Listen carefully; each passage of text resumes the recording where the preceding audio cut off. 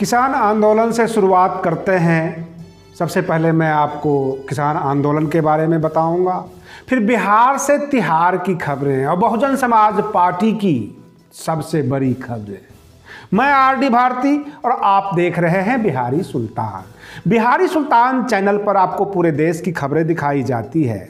सबसे पहले मैं किसान आंदोलन के बारे में बता दूं कि आज की जो मीटिंग होनी थी वह पोस्टपोन्ड कर दिया गया। यह मीटिंग कल होगी। कल छठे दौर की 11 बजे विज्ञान भवन में मीटिंग होगी।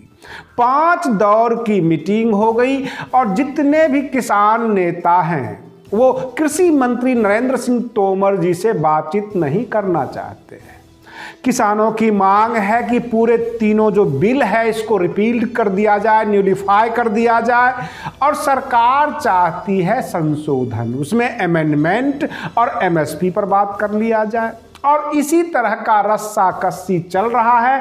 केंद्र सरकार ने केंद्रीय गृह मंत्री अमित शाह जी को इस बैठक में कुदा दिया है कि किसानों के सामने आप जाइए।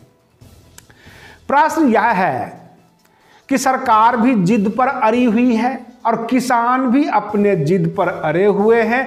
अब इस समस्या का समाधान कैसे होगा, क्योंकि सरकार के तरफ से लिखित प्रस्ताव भेजे गए और किसान चाहते थे आमने सामने बैठकर सरकार को मनाई जाए कि इस बिल को खत्म कीजिए, इसको वापस ले लीजिए। और यही चल रही है। करीब पिछले 5 दौर की जो मीटिंग हुई, जो बैठक हुई, उसका नतीजा कुछ नहीं निकला।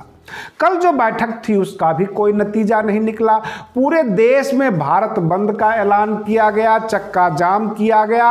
अब रही बात ये कि जितने भी किसान नेता हैं वह भी नहीं चाहते कि इस आंदोलन को राजनीतिकरण किया जाए, परंतु सरकार विभिन्न राजनीतिक दल को जो है इसके ऊपर जो है किसानों को उकसाने का आरोप लगाते हैं। किसानों के बीच में राजनीतिक दल को घुसाए हुए हैं, सरकार का ये कहना है।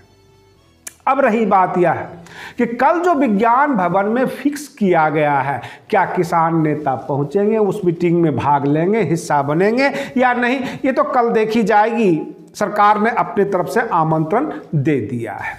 बहुजन समाज पार्टी का एक बहुत बड़ा कार्यकर्ता वर्ग ने मांग किया है बहन मायावती जी से कि बहुजन समाज पार्टी में राजरत्न अंबेडकर जी को घुसाया जाए, उनको सदस्यता दिया जाए और एक जिम्मेदारी दी जाए। ऐसे कई मौकों पर बाबा साहेब भीमराव अंबेडकर के प्रपौत्र हैं राजरत्न जी, जिन्होंने ये इशारा कर दिया कि बहुजन समाज पार्टी ही बहुजन समाज की एक मुख्य पार्टी है और यह पार्टी की जो है निशान हाथी छाप। और बाबा साहेब के भी जब वो राजनीतिक दल बनाए थे, जब वो चुनाव लड़े थे, तो हाथी छाप ही निशान था। इस तरह से कई मौके पर राजरत्न अंबेडकर जी ने अपनी मंशा जाहिर की। बसपा में वो आने के लिए वो तैयार हैं, एक तरह से अपने इशारे में वो कह चुके हैं। अब बहन मायावती जी किस तरह से राजरत्न अंबेडकर जी को लाएंगे, क्या जिम्मेदारी देंगे, ये तो बहन मायावती जी बताएंगे, भविष्य बताएगा।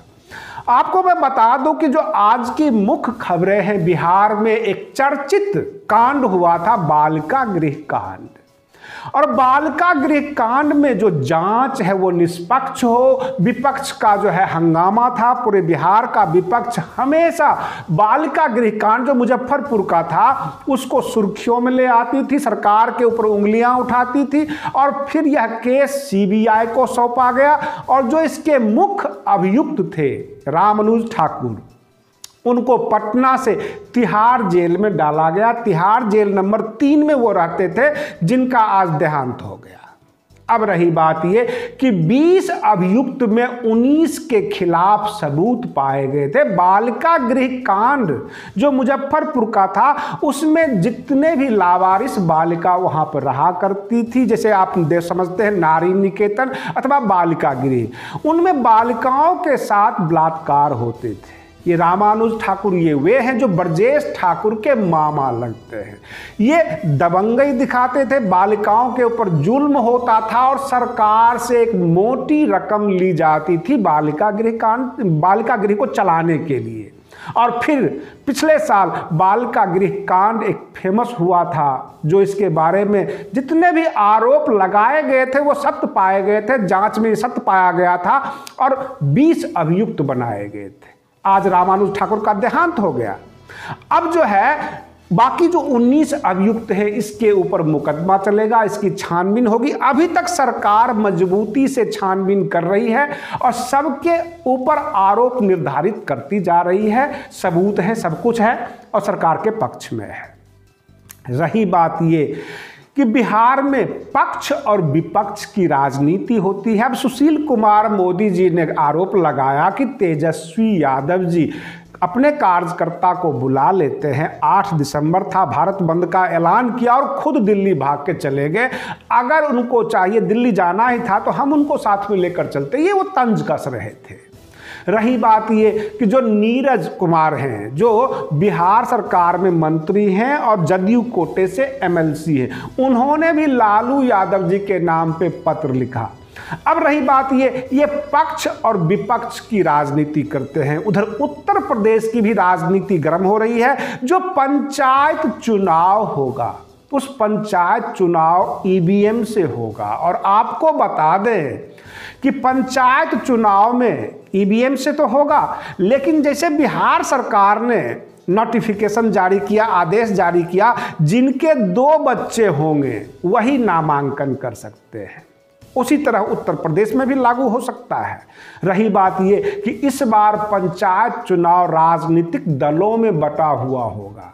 अब देखना यह है कि 2022 का जो उत्तर प्रदेश का आम चुनाव है, विधानसभा चुनाव है, उससे पहले पंचायत स्तर से लेकर और विधानसभा स्तर तक भाजपा की कितनी तैयारी है, सपा की कितनी तैयारी है, बसपा की कितनी तैयारी है, सब कुछ इस पंचायत चुनाव में नजर आ जाएगा। बसपा कार्यकर्ता भी बखूबी इस बात को जानते हैं और ग्राउंड लेवल पर अपनी तैयारी शुरू कर चुके हैं। उनको हर वक्त हाईकमान यानी ऊपर के जो बसपा के नेता हैं उनके आदेश का इंतजार रहता है।